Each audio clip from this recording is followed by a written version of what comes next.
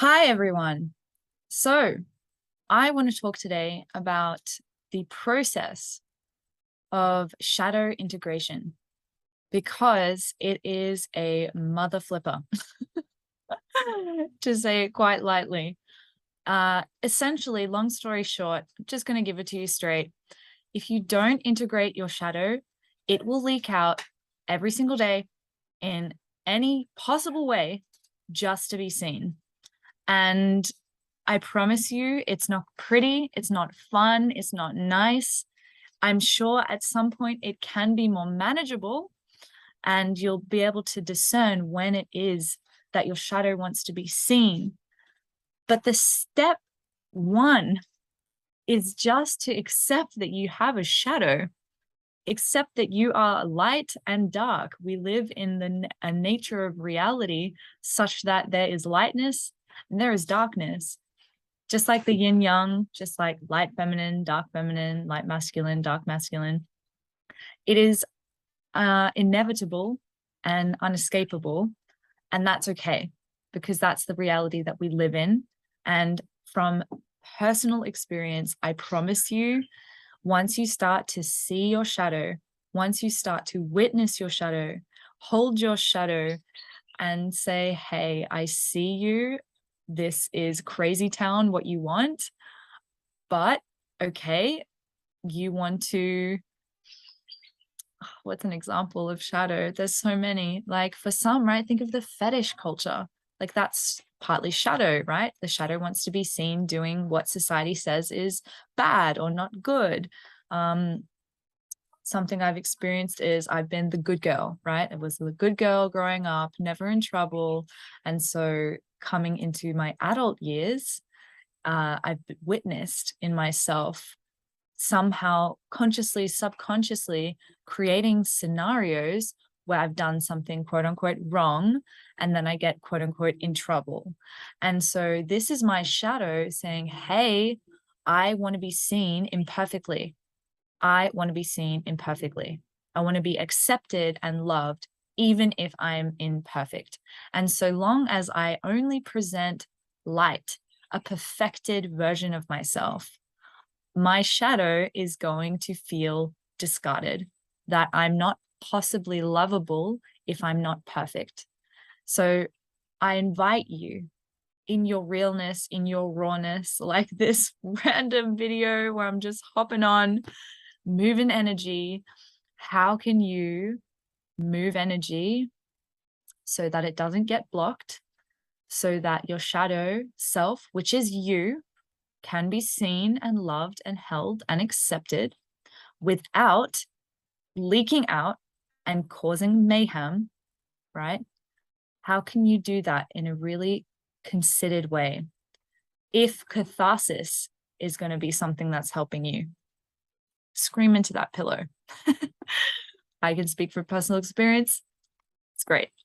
However, ideally, we don't do this forever. Okay. This is to move a lot of stuck energy that has stagnated from, at least for me, like being super young, being a kid, not expressing my real raw emotions as they were coming out, withholding my truth with the belief that I'm not acceptable in the wholeness, in my whole truth.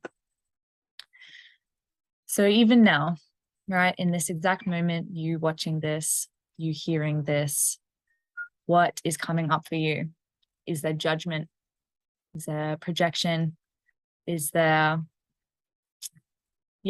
this feeling of not wanting to look at what your shadow is, not wanting to accept that you are half good and half craziness?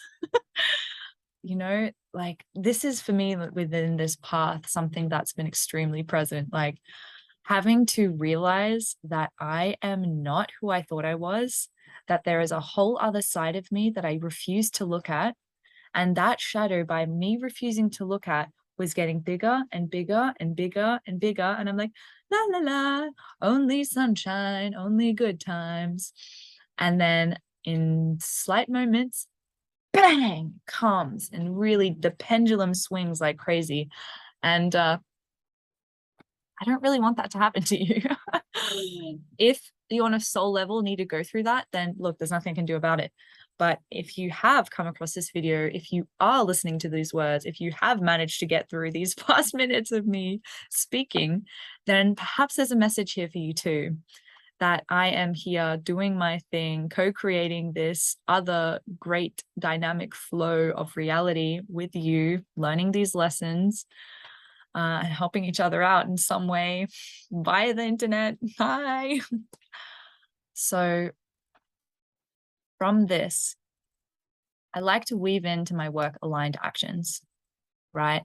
To take concept into form, to take words and put them into action, because I've been such a head case, so visionary, so conceptual, no integration. I promise you, the mental dance, the feasting on all the information, on all the concepts that feel good, instead of actually integrating them, is probably more painful than the integration process. So this somewhat morbid or dark transmission is really just realness. So I hope even just by seeing me, you can accept that imperfect parts of you too. Now, the aligned action. I invite you to grab your journal out, a piece of paper, a pen, your laptop, something where you can type, write, scribble on. And I invite you in stream of consciousness, which is also something I weave into my work because it is just that efficient. Write in stream of consciousness, put a timer on for 5 minutes minimum, and start writing out your shadow.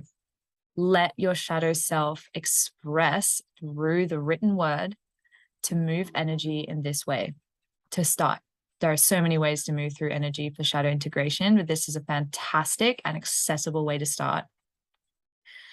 So with that timer, you get your piece of paper out, you get your laptop out, you're ready to start. And all you have to do is write in prose, in poetry, in nonsensical gibberish, anything that is going to move the energy. The fact that it's stream of consciousness is because it's a stream. It's flowing. There's no starting, there's no stopping. There doesn't have to be any grammatical finessing here. This is free flow, move the stuff.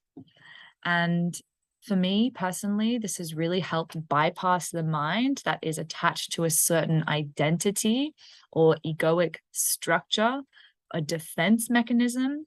And that will come up, okay? You'll do the stream of consciousness and you'll feel the moments where you want to just like, oh, I don't know, I feel like I could say that differently. No, test yourself. Just keep writing. Something that I've found helpful in the past is writing on the top of the paper, this is going to be crap. If I'm to already tell my mind, this is not about perfecting. And so then leading in from that, I can write whatever the flip I want. And not, not entangling myself with anyone here. This is really my own process, speaking about me, not shit talking someone, not, speaking poorly of someone. This is the stream of consciousness for shadow is, how do I feel about myself, essentially? So that's my advice. But at the end of the day, you have free will. You do what you need to do. I'll be chilling here behind the screen, looking into the screen that is your eyes. I'm imagining your eyes right now, your beautiful eyes. Okay, that's it. I hope you get something out of the stream of consciousness. I hope you can accept your shadow. And if it's not okay, accept that it's not okay. And still accept your humanness, accept your imperfectness.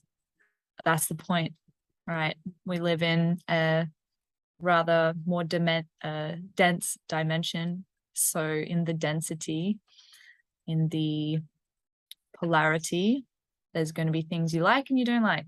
There are going to be things that others like and they don't like. You cannot be everything for everyone. And the sooner you accept that, the more happy your shadow will be, the more integrated you'll be, and the more individualized you'll be, which means, ding, ding, ding, you are going to be more on track to your soul-aligned path.